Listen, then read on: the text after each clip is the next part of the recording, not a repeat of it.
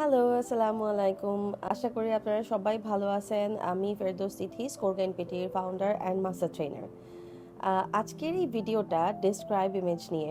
পিটিইতে speaking সেকশনে describe ইমেজটা কিন্তু এখন অনেক অনেক ইম্পর্ট্যান্ট। হিউজ একটা স্কোর কন্ট্রিবিউশন এখান থেকে আসে। তবে মজার ব্যাপার কি, এই ভিডিওটা কেন?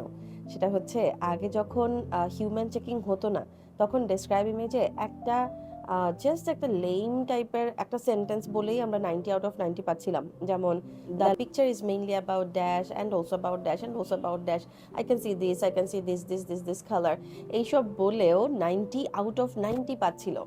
Even I tested it myself and score perfect 90। So তারপরেও অনেক স্টুডেন্টসরা কমপ্লেইন করতেছিল, আরও ইজি কিছু দেন, আরও কিছু করেন, আরও স্ট্র্যাটেজি দেন, এটাতেও পারতেছিল না। তো আনবিলিভেবল। এখন যেটা হচ্ছে, এখন কিন্তু এই লেম একটা ট্যাম্পলেট বলে কোনো কাজ হচ্ছে না।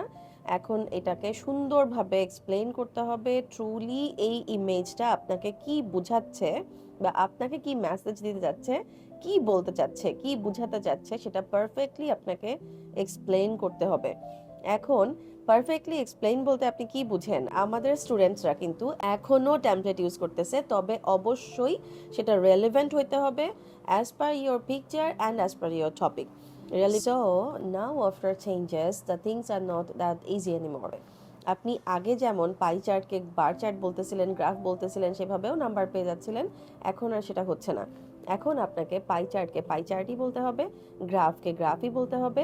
সো আমরা কি করতেছি, আমরা হচ্ছে এখন একদম আলাদা আলাদা টেমপ্লেট প্রোভাইড করতেছি বা আলাদা আলাদা বলার জন্য এনকারেজ করতেছি। সো এখন আপনারা হচ্ছে অবশ্যই আগে বোঝার চেষ্টা করবেন কোন ছবিটা কি।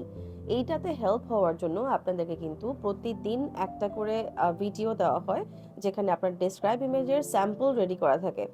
ডেসক্রাইব ইমেজ সিম্পল স্যাম্পল নামে একটা সিরিজ আসতেছে, যেটা থেকে আপনারা চাইলে হেল্প পেতে পারেন। এই ভিডিওতেও আপনাদেরকে একটা স্যাম্পল দেওয়া হবে, যেখানে আপনারা হয়তো বা কিছুটা বুঝতে পারবেন যে আমি এখন কিভাবে বলতেছি। এই ইমেজটাকে যদি একটু দেখার চেষ্টা করো, এখানে দেখো ইমেজটা তোমাদেরকে কি বোঝাতে চাচ্ছে সেটা আগে একটু বুঝে নাও, যেহেতু তোমাদের 25 সেকেন্ডস টাইম আছে। 25 সেকেন্ডসের মধ্যে এখানে যা যা লেখা আছে সেটা একটু পড়ে ফেলো, বুঝার চেষ্টা করো যে এখানে কোনটা সবচেয়ে বেশি, কোনটা সবচেয়ে কম, কি বলতেছে, কত থেকে কত সালের মধ্যে জিনিসটা হচ্ছে। তো এই জিনিসগুলো বুঝে তারপর হচ্ছে তোমার রেসপন্স দেওয়ার চেষ্টা করো। আমি 2 ধরনের রেসপন্স রেডি করে দিচ্ছি, দেখো তোমরা হচ্ছে কতটুকু কি বুঝতে পারো। দেখো তোমাদের হচ্ছে অবশ্যই হেল্প হবে।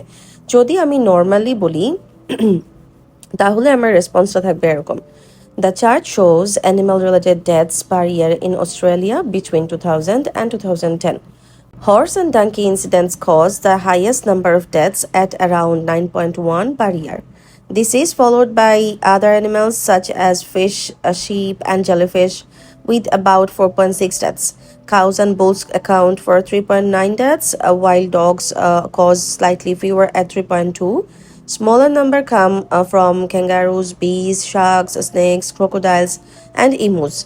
Overall, larger animals like horses and cows are responsible for most of the fatalities. See, এখানে আমি কিছু ওয়ার্ড ইউজ করছি যেটা হচ্ছে একটু ভালো ভোকাবুলারি। আমার স্কোরটা একটু ভালো আসার কথা, ওভারঅল স্কোরটাও এখান থেকে ভালো আসার কথা। যেমন হচ্ছে লাস্ট ওয়ার্ডটা আমি বলেছি ফ্যাটালিটিস।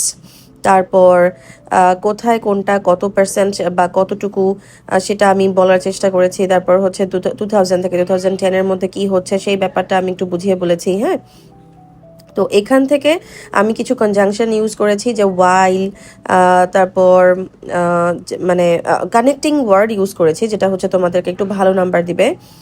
স্মলার নাম্বার, বিগার নাম্বার, এসব হাইয়েস্ট নাম্বার এসব বলেছি। তো এখান থেকে কিছুটা হেল্প হবে। আর যদি আমি আরও ভালো লেভেলে বলি, তখন আমি আরেকটু ছোট বলবো এবং আরও ইফেক্টিভ বলবো। আমি এত কথা না বলে আরেকটু কম বলার চেষ্টা করব। সি, এখন আরেকটু বেটারটা কেমন হয়? The chart outlines annual animal-related deaths in Australia from 2000 to 2010. Horse and donkey incidents dominate the figures, overaging 9.8 deaths per year. Other animals, including jellyfish and livestock, follow at 4.6, while cows and dogs contribute moderate totals. Notably, traditionally feared species such as sharks, snakes, and crocodiles account for only minimal fatalities. Overall, the data highlights that everyday domestic and farm animals pose a far greater risk than Australia's iconic predators. এই যে আমি এখানে আরও কিছু word use করেছি যেগুলো actually high vocabulary, যেমন predators, then domestic and farm animals, then over aging, minimal fatalities, এই ওয়ার্ডগুলো আমাকে হেল্প করবে বেস্ট একটা স্কোর পেতে। তবুও আমি যে ইজি ভার্সনটা বলেছি সেখান থেকেই 90 out of 90 চলে আসবে, যেটা অলরেডি আসছে। থ্যাংক ইউ, আসসালামু আলাইকুম।